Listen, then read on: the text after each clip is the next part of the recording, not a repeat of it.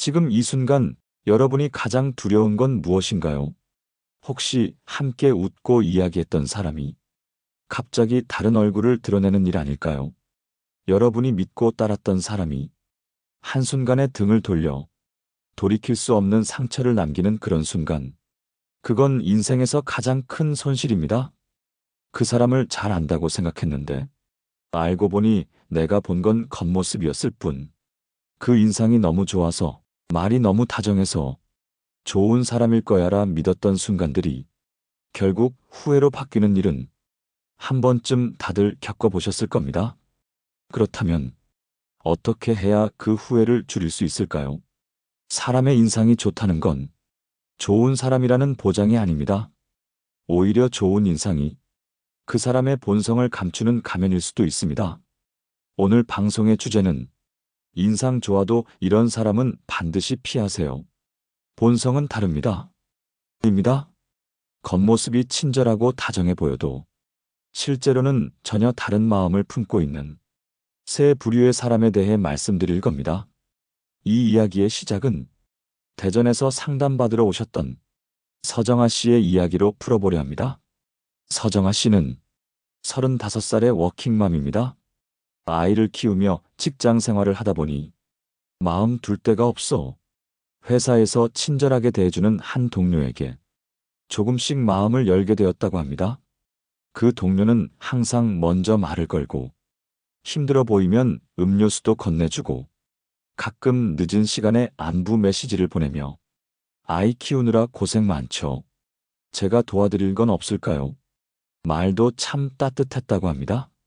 그래서 자연스럽게 그 사람과의 대화가 늘었고 서로의 가족 이야기까지 하게 되었지만 어느 날부터 이상한 말들이 돌기 시작했다고 합니다. 서정아 씨가 팀장 욕을 자주 한다더라. 그 남자 동료랑 너무 가까운 거 아니냐? 처음엔 누가 그런 말을 퍼뜨리는지도 몰랐습니다. 그런데 시간이 지나며 모든 이야기가 그 동료에게서 흘러나갔다는 걸 다른 직원의 입을 통해 알게 되었습니다. 친절하고 배려 깊어 보이던 그 사람은 사실 사람을 파고드는 게 익숙한 사람이었던 겁니다.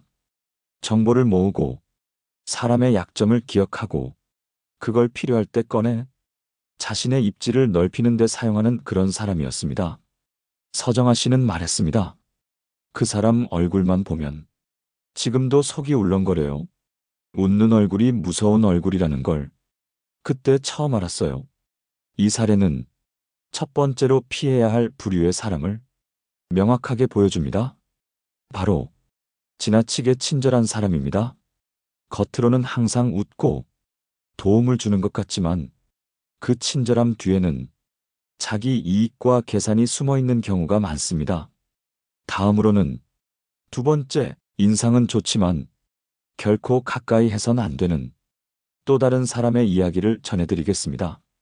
두 번째로 반드시 피해야 할 사람은 겉으로는 평온하고 선해 보이지만 실은 감정 기복이 심하고 분노를 안으로 쌓아두는 사람입니다. 이 부류의 사람은 대체로 목소리도 낮고 표정도 잔잔해서 처음 만났을 땐 편안함을 느끼게 합니다. 말수도 많지 않고 무례한 행동도 거의 없습니다. 하지만 문제는 그 조용함이 겸손에서 비롯된 게 아니라 분노를 삭히는 방식일 수 있다는 점입니다. 이런 사람들은 자신의 감정을 표현하는데 익숙하지 않기 때문에 화를 겉으로 드러내지 않고 속으로 쌓습니다. 그리고 그 감정은 언젠가 폭발하거나 수동적인 복수의 형태로 나타납니다. 이와 관련한 실제 사례를 경기 남양주에 거주하는 장영민 씨의 경험으로 전해드립니다. 장영민 씨는 한 프로젝트에서 외주 디자이너와 함께 일하게 되었습니다. 그 디자이너는 처음부터 너무도 공손하고 조용했으며 일정에도 늘 맞춰주려 했고 자신의 의견을 내는 일도 거의 없었습니다. 장영민 씨는 자기보다 훨씬 연배가 있음에도 겸손하게 일하는 그 모습에 신뢰를 가지기 시작했습니다. 하지만 프로젝트 막바지 디자인 일부 수정을 요청하는 메일을 보낸 직후 그 디자이너는 이메일도 메시지도 심지어 전화를 받아주지 않기 시작했습니다. 수차례 연락한 끝에 받은 메일에는 이런 문장이 적혀 있었다고 합니다. 처음부터 무시당했다고 느꼈고 지금은 당신의 프로젝트에 더 이상 관여하고 싶지 않습니다. 참는데도 한계가 있네요. 장영민 씨는 말했습니다. 그동안 단 한 번도 불편하단 말이나 속상하단 표현을 하지 않았던 사람인데 어떻게 이렇게 갑자기 돌변할 수 있을까? 사실 그는 돌변한 것이 아니었습니다. 처음부터 그 속엔 자신이 느끼는 불만이 축적되고 있었던 겁니다. 단지 표현하지 않았을 뿐 그 감정은 사라진 게 아니라 쌓이고 있었던 거죠. 이런 부류의 사람은 갈등을 회피하고 자신의 속마음을 드러내지 않으며 평온함이라는 가면을 쓰고 살아갑니다. 그러나 그 내면엔 상처받기 쉬운 감정과 그걸 처리할 줄 모르는 미성숙함이 존재합니다. 그리고 그것은 관계의 후반부에 가서야 드러나 큰 손해나 배신으로 돌아오곤 합니다. 심리학자 칼 융은 내면의 그림자를 직면하지 못한 자는 그림자에 지배당한다 라고 했습니다. 자기 감정을 표현하지 못하고 쌓기만 하는 사람은 결국 그 그림자에게 끌려다니게 됩니다. 그래서 여러분이 누군가와 관계를 맺을 때 그 사람이 조용하다고 해서 그 사람의 마음까지 평온하다고 생각하지 마세요. 조용한 사람, 항상 착해 보이는 사람, 한 번도 불편함을 표현하지 않는 사람. 이런 사람일수록 작은 신호를 더 주의 깊게 봐야 합니다. 예를 들어 눈빛이 자주 흐릿하거나 자신의 의견을 묻는 질문에 대답을 회피하고 늘 미소로 넘기는 경우, 혹은 사과는 잘하지만 그 사과 뒤에 진심이 느껴지지 않는 경우, 이런 행동은 그 사람의 내면이 단순히 조용한 것이 아니라 표현에 서툴고 감정을 쌓아두는 위험한 유형일 수 있다는 경고입니다. 이번에는 겉으로는 성실하고 정직한 인상을 주지만 절대 가까이 해서는 안 되는 세 번째 사람의 유형에 대해 말씀드리겠습니다. 세 번째로 반드시 피해야 할 사람은 겉으로는 성실하고 정직해 보이지만 피해자 역할을 반복하며 주변 사람들의 감정을 조종하는 사람입니다. 이 사람들은 항상 억울함을 말합니다. 누가 자신을 무시했다. 누가 자신을 괴롭혔다. 누구 때문에 손해봤다. 이런 식의 말투로 자신이 늘 피해자였다고 주장합니다. 처음엔 그 말이 그럴싸하게 들립니다. 실제로 누군가에게 당한 듯하고 상처받은 표정과 목소리에 사람들은 금세 연민을 느끼게 됩니다. 하지만 중요한 건 이 유형의 사람들은 단지 한 번이 아니라 항상 같은 말을 반복한다는 점입니다. 그리고 그 말들은 대부분 일방적인 해석일 가능성이 높습니다. 충청북도 청주에 사는 김호진 씨는 이런 유형의 사람과 함께 일하며 큰 후회를 경험한 분입니다. 김호진 씨는 한 프로젝트를 진행하면서 지인의 소개로 프리랜서 한 분과 계약을 맺었습니다. 처음 그 사람은 자신이 과거에 얼마나 억울한 일을 겪었는지 몇 번이나 이야기했다고 합니다. 전 회사에서 부당하게 해고당했다. 팀장이 자신을 질투해서 괴롭혔다. 일을 잘해도 인정받지 못했다. 이런 이야기들은 김호진 씨에게 그 사람을 꼭 도와주고 싶다는 안타까운 마음을 불러일으켰습니다. 하지만 함께 일한 지 2달이 지나면서 김호진 씨는 혼란스러움을 느끼기 시작했습니다. 작업 일정이 계속 지연되었고 문제가 생길 때마다 그 사람은 항상 같은 말을 반복했습니다. 이번에도 제가 피해자예요. 저도 너무 억울합니다. 왜 저만 몰아세우세요? 책임을 회피하는 동시에 상대에게 죄책감을 유도하는 말. 그건 단순한 방어가 아니라 관계를 통제하는 방식이었습니다.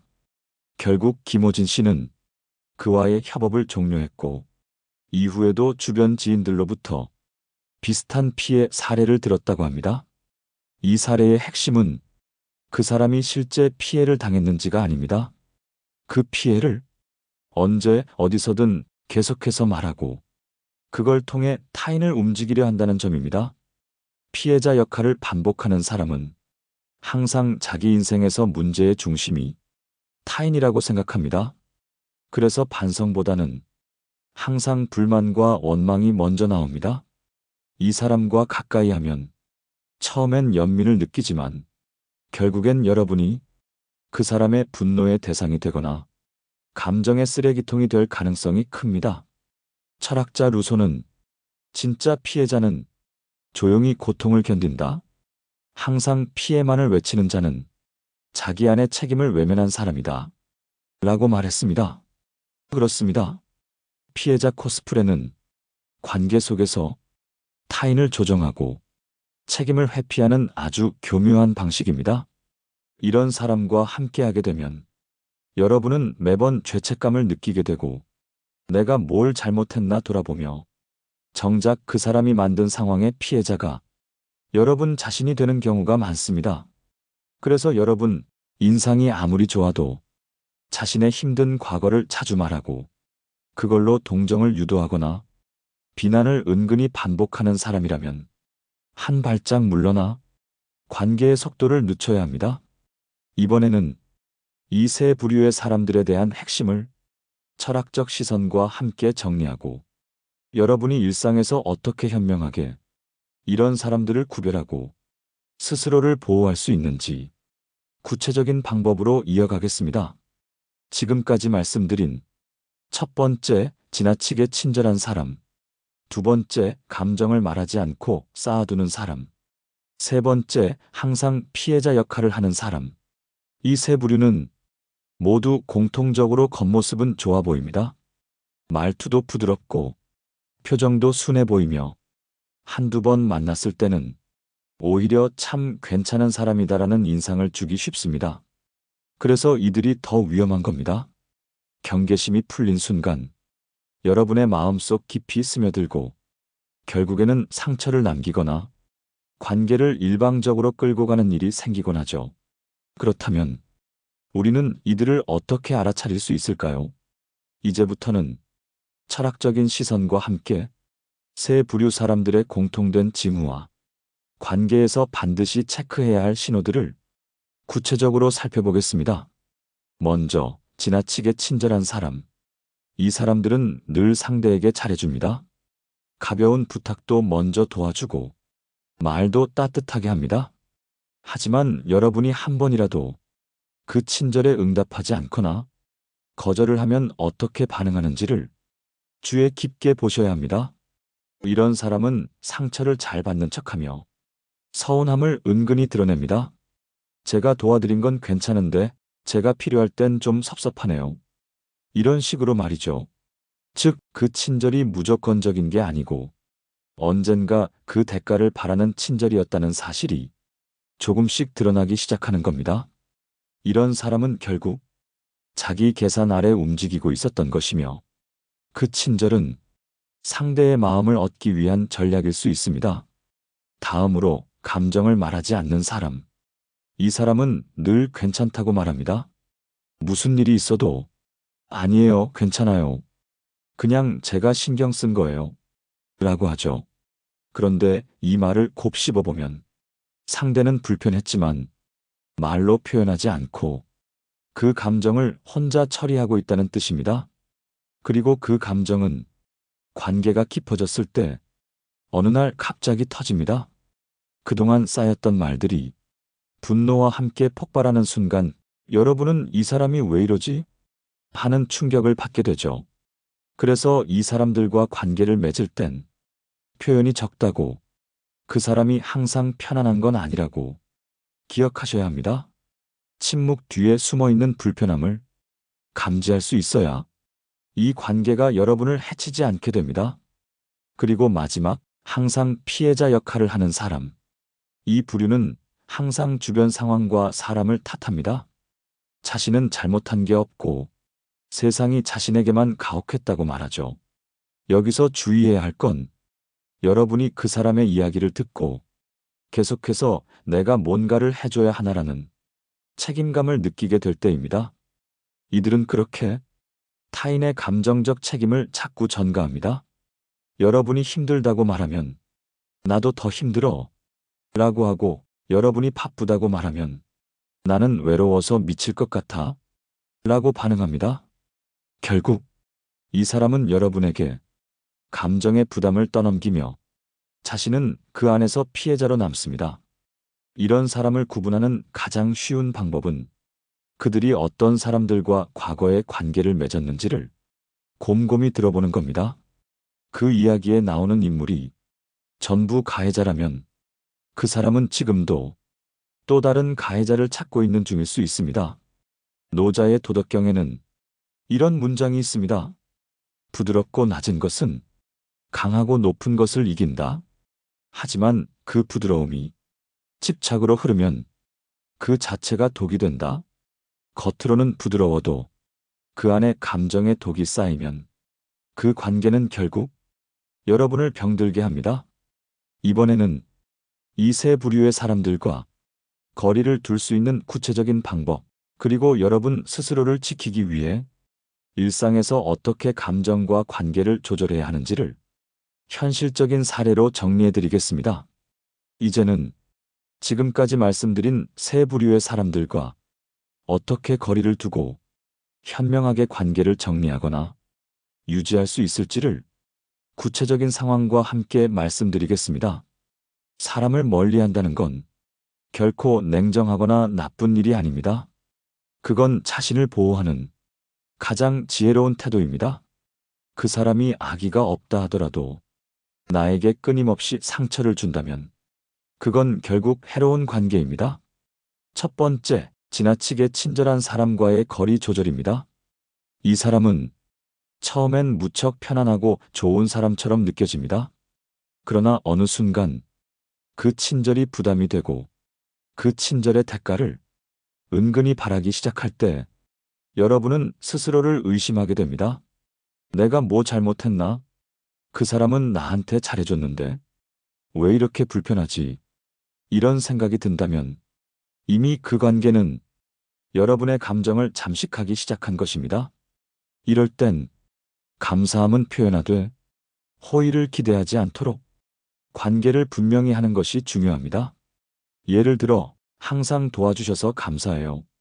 그런데 저는 스스로 해보는 걸 중요하게 생각해서요. 이렇게 말하며 선을 긋는 훈련이 필요합니다. 두 번째, 감정을 쌓아두는 사람과의 관계입니다. 이 사람은 여러분에게 화를 내거나 불편함을 드러내진 않습니다. 그래서 여러분은 관계가 잘 유지되고 있다고 느낄 수 있습니다.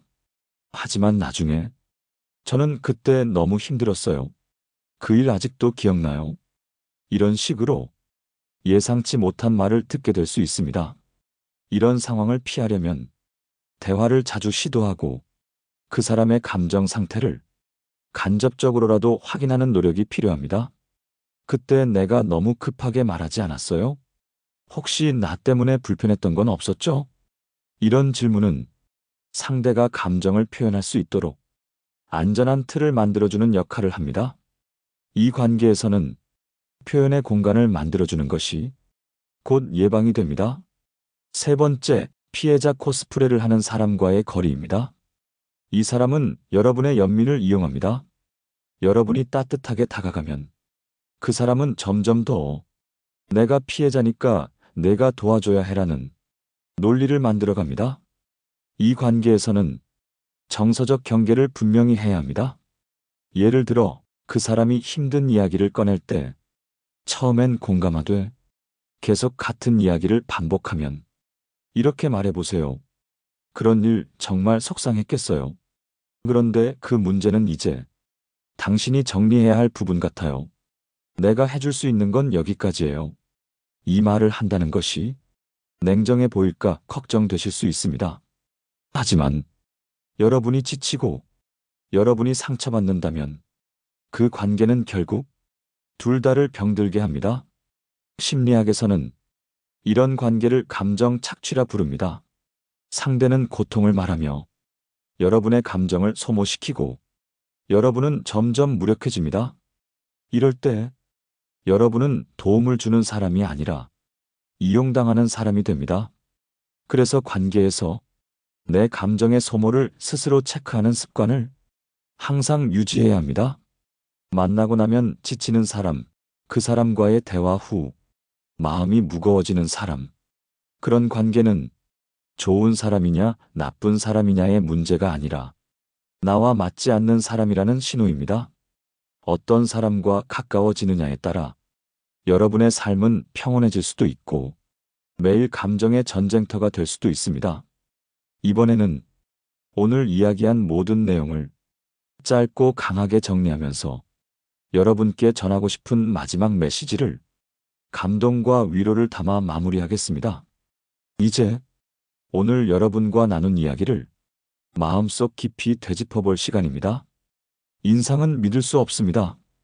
웃는 얼굴 뒤에 차가운 계산이 숨어 있을 수 있고 온화한 말투 아래 분노와 억울함이 켜켜이 쌓여 있을 수 있으며 순한 표정 뒤에 상대를 조종하려는 감정의 올가미가 드리워져 있을 수도 있습니다. 우리는 사람을 얼굴로 기억하지만 삶은 그 사람의 속성과 함께 걸어가게 됩니다.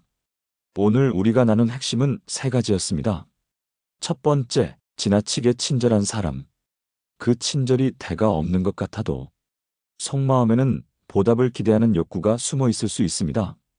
그들은 자신이 도운 만큼 상대에게 감정의 빚을 쌓아갑니다.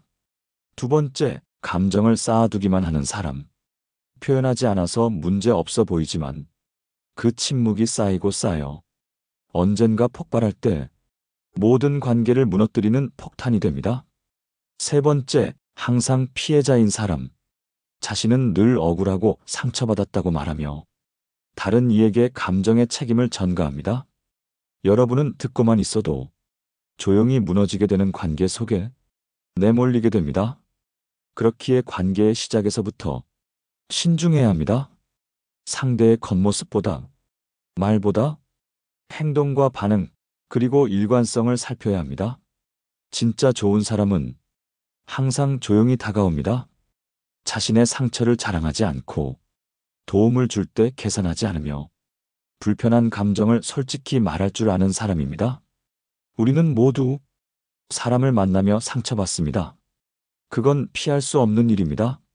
하지만 그 상처를 반복하지 않기 위해서는 경험을 통해 얻은 직관을 놓치지 말아야 합니다. 오늘 방송이 여러분의 인간관계에 작은 경고등이 되어 주었길 바랍니다. 혹시 지금 머릿속에 떠오르는 얼굴이 있으신가요? 그 사람은 한없이 친절했지만 왠지 모르게 피곤했던 사람일 수도 있고 항상 조용했지만 한 번도 마음을 나눌 수 없었던 사람일 수도 있으며 계속 힘들다는 이야기만 하며 여러분의 에너지를 갉아먹던 사람이었을지도 모릅니다. 그렇다면 이제는 그 사람과의 관계에서 감정의 거리를 조금 조절해 보셔도 좋습니다. 댓글로 여러분의 경험을 나눠주세요. 좋은 인상에 속았던 이야기, 무심코 믿었지만 결국 후회했던 인연들. 여러분의 이야기가 누군가의 선택을 바꾸는 등불이 될 수 있습니다. 좋아요와 구독도 이 채널을 지켜가는 큰 힘이 됩니다. 다음 방송에서도 더 깊은 통찰과 따뜻한 위로로 여러분 곁에 서겠습니다. 겉모습이 아닌 본성을 보는 눈으로 여러분의 삶이 더 단단하고 평온해지기를 바랍니다. 고맙습니다. 지혜의 레코드였습니다.